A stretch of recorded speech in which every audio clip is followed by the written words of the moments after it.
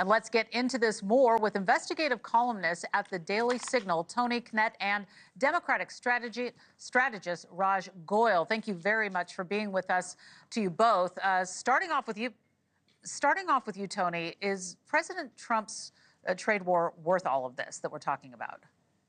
Well, I mean, it certainly depends on the outcomes, but what we've seen so far with the president's foreign policy moves is a consistent cycle. Trump wants something in the offset. In this case, he's looking for his reciprocity, not an 8% trade deficit, but close to a zero trade deficit as we can get.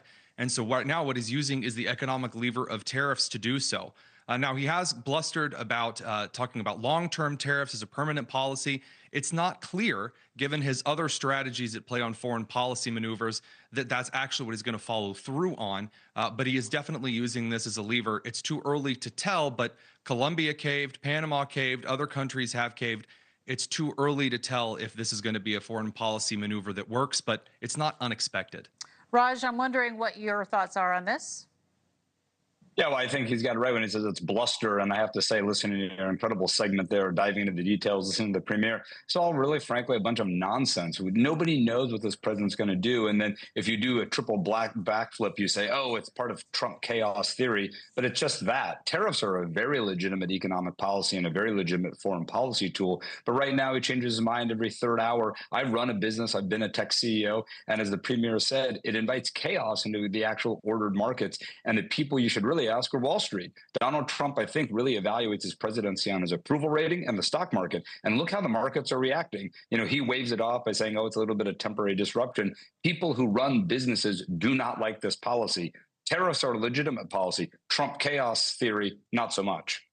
You know, we've had a lot that has happened this week. Tony, I wanted to ask you about President Trump insisting there's no problems between DOJ leader Elon Musk and Secretary of State Rubio. Let's listen.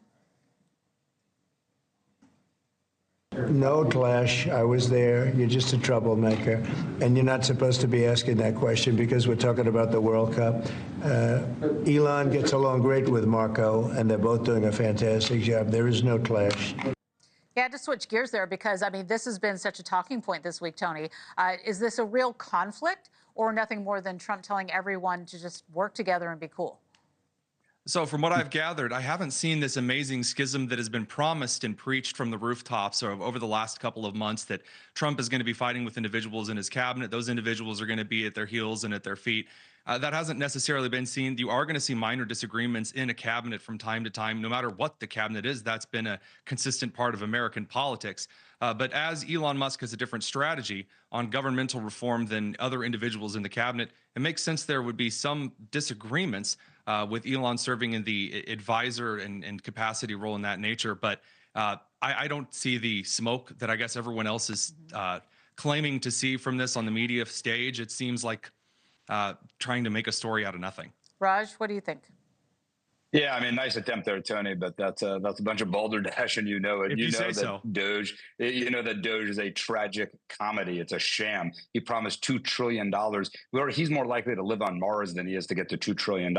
And the cuts he has made while he's doing drugs and having his chainsaw moment have hurt real people. Why are we cutting air traffic controllers when planes are falling out of the sky? Why are we cutting military veterans when we should be protecting our military veterans? Air traffic controllers have been fired. Hey, hold on. You listen up, which is your cabinet, which you're saying it's a slight disagreement. It's not a slight disagreement. Marco Rubio is mad. The cabinet is mad because they know that even the reason Republican congressmen are canceling their town halls is because people don't like this. They voted for disruption, not absolute destruction. And that is the reality of what's happening here. And that's why the poll numbers are dropping. And a lot of people have said, and Tony, we'll make a friendly wager on it, the Trump-Musk bromance will end, and it will end spectacularly. All right, you want to take that bet?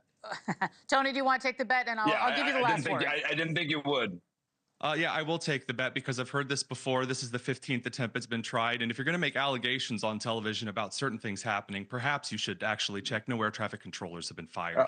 Are we at $2 trillion? I answer the question. Yeah, I didn't think air traffic controllers fired? That's right. Answer Sure. the question.